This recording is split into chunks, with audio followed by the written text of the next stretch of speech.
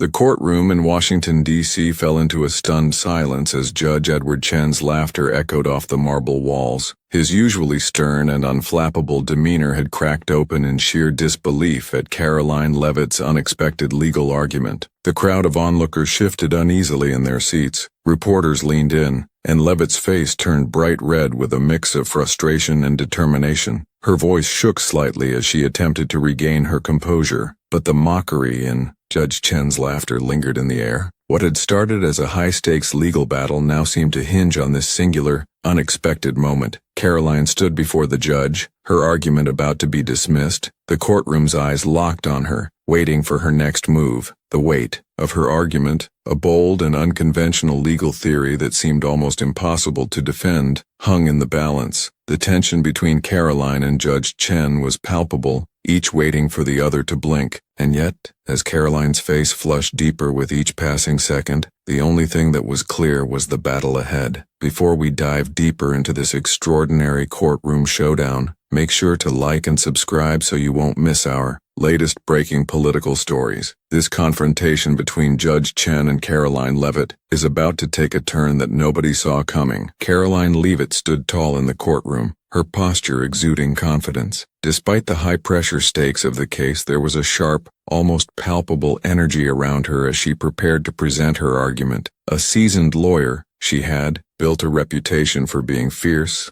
articulate, and relentless in her pursuit of justice. In the months leading up to this trial, Karoline had faced scrutiny and doubts from the media, colleagues, and even her own clients. Many believed she was out of her depth in a case that seemed destined for failure from the start, especially against a figure as formidable as Judge Edward Chen. Karoline's entry into the legal world had not been an easy one. Raised in a family where politics and strategy were always at the forefront, she learned early on how to navigate difficult conversations and deal with powerful opponents. Her background in political strategy had shaped her approach in the courtroom. When she set her mind to something, she was relentless. She thrived under pressure, and she knew that the stakes in this case were far more significant than just her career. As the case progressed, Karoline's unwavering belief in her ability to win was slowly eroded by the mockery she faced from Judge Chen. At first, she had the confidence of a seasoned attorney who knew exactly what she was doing. But, as Judge Chen laughed openly at her argument, an argument she knew was bold but necessary, the weight of his mockery began to wear on her. She was a proud woman, and the humiliation she felt when Judge Chen dismissed her argument almost made her falter. But instead of retreating, Karoline did something no one expected. She gathered herself, wiped the sting of humiliation away, and returned with an even stronger resolve. Her emotional arc was clear, from confidence to the painful sting of humiliation, and finally to a steadfast determination that nobody, especially Judge Chen, would expect. This was a woman who, despite being mocked in the courtroom, would fight to the end, no matter the cost. Judge Edward Chen had earned his place in the legal world through years of careful decision-making, sharp intellect,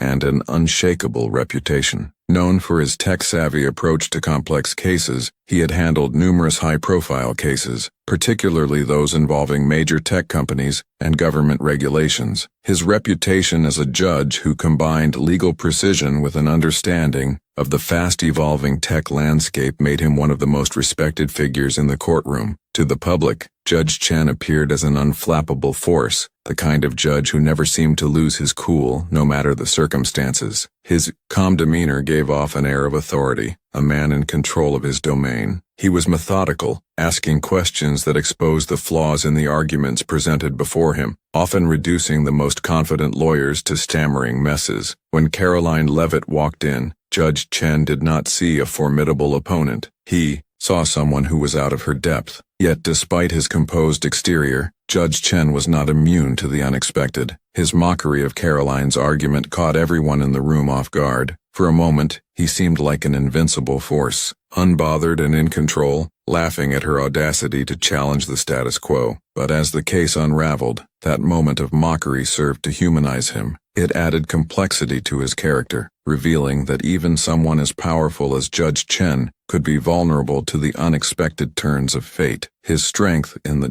Courtroom was undisputed, but as Karoline began to shift the dynamics, Judge Chen's vulnerabilities were exposed. The courtroom atmosphere, once under his complete control, was beginning to change. The government attorneys were pivotal in shaping the dynamics of the case. Representing the Department of Justice, they were an intimidating presence in the courtroom. Led by the veteran attorney Martin Cohen, their team was a carefully curated group of legal minds whose job was to protect government interests and to fight against Karoline's unorthodox approach. Cohen's demeanor was one of confidence, even arrogance at times. He believed with every fiber of his being that the government's case was airtight. He didn't take Karoline seriously, dismissing her arguments as misguided. Cohen's approach was clear: play it safe, stick to the tried and tested arguments, and let the courtroom procedures work in their favor. But as the case progressed and Karoline pushed back, Cohen's confidence began to erode. He was forced to adapt quickly, scrambling to defend a government position that was increasingly harder to justify. In the background, tech executives sat in the gallery, their presence a silent reminder of the case's wider implications. These were the giants of Silicon Valley, whose companies were directly affected by the outcome of the case. The stakes for them were far beyond the courtroom. The regulations in question could change the way they operated, the very heart of their industry. Their eyes never left the proceedings, their expressions a mix of anxiety and intrigue. If Karoline were to succeed, it would set a precedent that could shake their carefully structured businesses to the core. Karoline Leavitt stood before the court, her pulse quickening with each word as she presented her unconventional argument. The legal theory she was laying out was bold and far from conventional. She was challenging deeply held principles in the world of constitutional law. She knew this was a case that could make her career or break it, but for now her focus remained razor-sharp as she addressed the court. Her argument rested on a novel interpretation of constitutional protections, one that, if successful,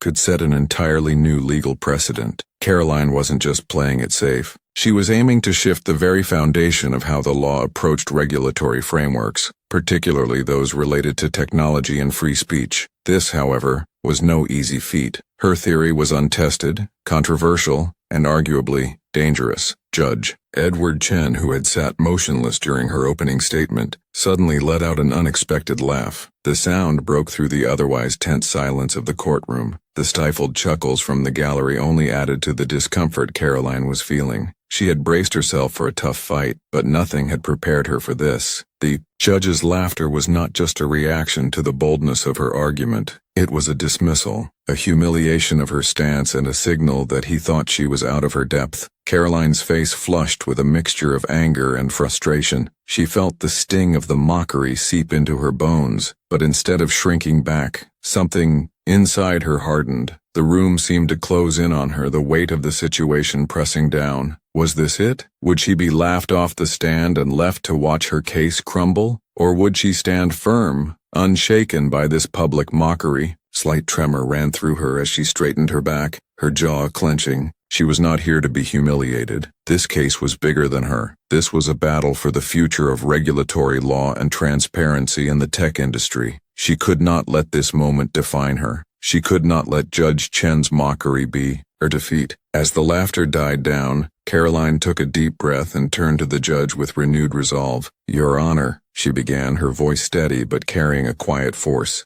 "I understand my argument might seem unconventional, but I assure you, it is grounded in principle, not novelty for the sake of novelty." The tension in the courtroom shifted. While the judge might have dismissed her argument initially, Karoline had just shown him she wasn't going to be easily intimidated. Gradually building tension through the procedural drama, unexpected twists are weaved into the story, keeping the audience on edge. The dramatic shift from the humiliation Karoline feels after Judge Chen's laugh to her immediate resilience marks the beginning of her emotional turnaround. As she continues to challenge his mockery, each revelation, both emotional and legal, helps drive the plot forward. Karoline's emotional arc deepens with every internal shift, moving from doubt to self-assurance, while Judge Chen, initially in control, begins to show signs of discomfort. The tension between them intensifies as Karoline's determination becomes palpable and Judge Chen's confidence begins to waver. Her growing resolve is reflected in her mannerisms, a slight change in her posture, a tightening of her voice, and the subtle way she handles her arguments. This isn't the same woman who stood embarrassed moments months earlier, the stakes of the case continue to escalate as the courtroom drama unfolds. The legal battle over government regulations is at the heart of this case. On one side, Karoline argues for the fundamental rights to free expression and the dangers of government overreach in controlling tech giants. On the other side, the government attorneys argue that the regulations are necessary to maintain order, transparency, and protect consumer rights. Both sides begin to dig deeper into their respective positions. Karoline's argument starts to take on new layers. While at first her points seem tenuous, she begins to produce compelling evidence, drawing from historical precedents and legal statutes that others had overlooked. She introduces case studies and expert testimonies that support her unorthodox approach, forcing the court to reconsider its assumptions. At the same time, the government attorneys grow increasingly defensive.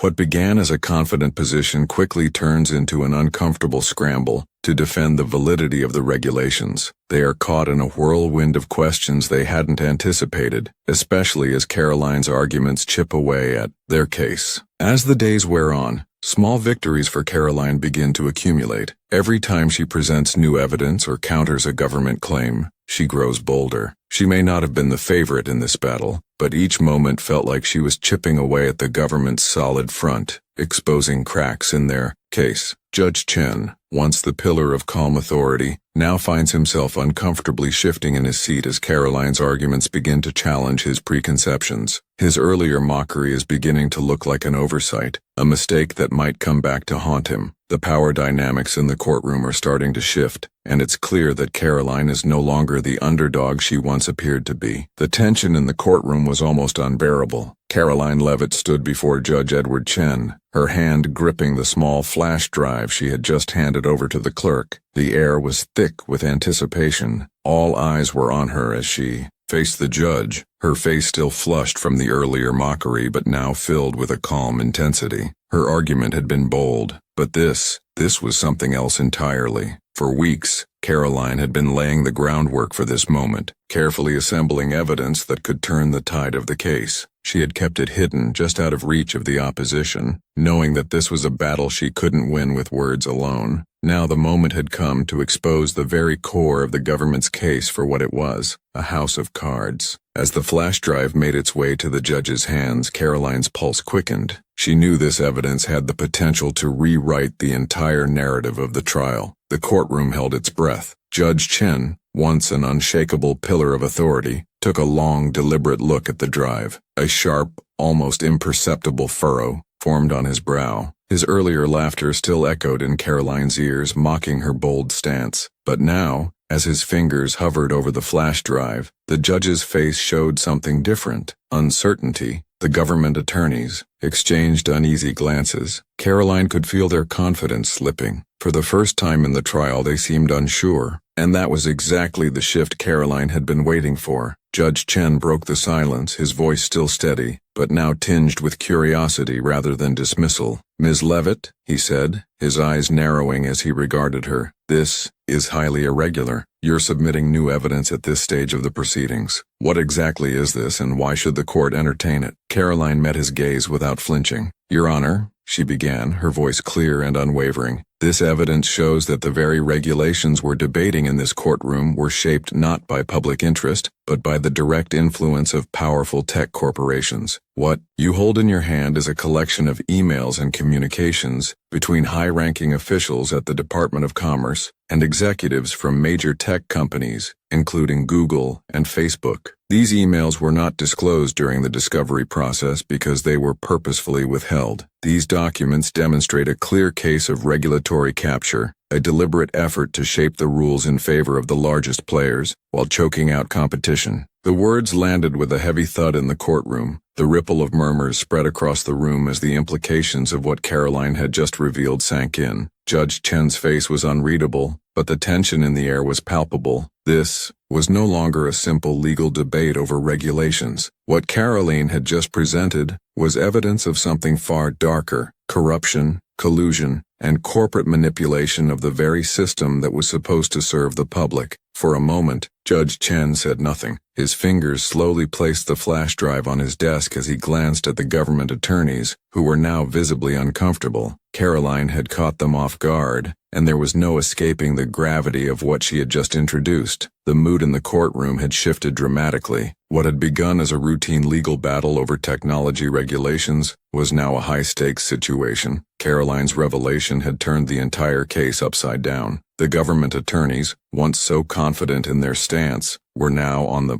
defensive. Martin Cohen, the lead government attorney, stood up, his posture stiff and uncertain. "Your Honor," he began, but his voice lacked the usual authority. "We object to the authenticity of these documents. We have not had the opportunity to verify their provenance, and they should not be admitted as evidence at this stage." Judge Chen held up a hand, silencing Cohen before he could continue. "Mr. Cohen," he said, his voice firm, "the court will allow the evidence to be reviewed, but be advised, these documents appear to contain communications from your department's own servers." His gaze shifted back to Karoline. "Ms. Leavitt, are you prepared to go further with this?" Karoline didn't hesitate. "Yes, Your Honor. I'm prepared to call witnesses who can authenticate these communications. In fact, I have one such witness waiting outside the courtroom right now." The room fell silent again. The government attorneys now stood in full disbelief as Karoline's words sank in. She wasn't just making a bold statement. She had proof that the regulations that had been presented as fair and unbiased were anything but. The power in the room had shifted irreversibly. What had been a court of law governed by protocol and reason now felt like a stage set for something more. The government was no longer in control. Karoline was. In this pivotal moment, the stakes increased dramatically. What began as a legal dispute over tech regulations has now morphed into an investigation into corruption and collusion. The plot takes a dramatic turn as the focus shifts from abstract legal arguments to a real-world problem. How powerful tech giants may have manipulated the system to their advantage, to the detriment of smaller players. Karoline's growing emotional investment in the case is mirrored in the courtroom. Her once quiet determination has turned into a fierce, confident display of legal prowess. She's not just fighting for her clients anymore, she's fighting for justice. The audience's emotional investment grows as they witness her turn the tide of the case. What was initially seen as an uphill battle for Karoline now feels like a well-executed move in a game of chess, where she's managed to outmaneuver the opposition at the highest level. The dramatic shift in power dynamics is palpable. The government, who had been confident that as the last piece of evidence fell into place, the atmosphere in the courtroom shifted dramatically. What had once been a battle of legal minds had evolved into a battle for justice, and Karoline Leavitt had proven her point. The government, forced into a corner by the weight of her revelations, had no choice but to acknowledge the seriousness of the allegations. Judge Edward Chen sat back in his chair, his stern face now clouded with concern. The courtroom had fallen silent as government attorneys huddled in whispered conversations, their earlier confidence replaced with unease. Martin Cohen, once so sure of his team's victory, was now standing uncertainly at the podium. He had no answers to offer, and the weight of Karoline's evidence was undeniable. "This court," Judge Chen began, his voice cutting through the tension, "will not turn a blind eye to the revelations that have been presented. I believe these documents have exposed a clear conflict of interest, possibly even corruption at the highest levels. The regulatory process that we believed was in place to protect the public interest has been tainted." The ripple of gasps from the gallery underscored the magnitude of his statement. The government's position was crumbling. The regulations that had been presented as safeguards against corporate overreach now stood exposed as a smokescreen. The case was no longer about tech regulations. It had grown into a far more explosive issue, one that threatened to undo years of policy making and set off waves of legal and political consequences. Cohen, his earlier bravado now gone, turned to face Karoline with a solemn expression. "Your Honor," he said, voice cracking slightly, "the Department of Commerce acknowledges that there were discrepancies in the process. However, we assert that the intent behind these regulations was always to serve the public interest. We had no intention of favoring large corporations, but Karoline wasn't ready to let them off the hook. Intentions don't matter when the actions speak for themselves," she replied, her voice firm and unyielding. The government didn't just favor these corporations, it actively shaped regulations to give them a competitive edge while suppressing smaller players. This is regulatory capture at its finest. The legal consequences began to unfold swiftly. Judge Chen, in his usual measured tone, announced, "I am suspending the enforcement of these regulations pending further investigation. In addition, I am referring this matter to the Department of Justice and the FBI's Public Corruption Unit. We will have a full investigation into the matter." The room erupted into whispers as the magnitude of the ruling set in. Karoline had done what no one thought possible. The laws that had been built to regulate the tech industry were now under fire, and with the FBI now involved, the legal and political repercussions were only just beginning. In that moment, everything changed for Karoline. The earlier humiliation she had felt at Judge Chen's laughter now seemed a distant memory. She had faced down one of the most respected judges in the legal world, and now it was her turn to command respect. No longer was she the young lawyer whose arguments had been dismissed. Now she was the one who had turned the tables, exposing corruption in the process. As the courtroom settled, Karoline took a moment to breathe.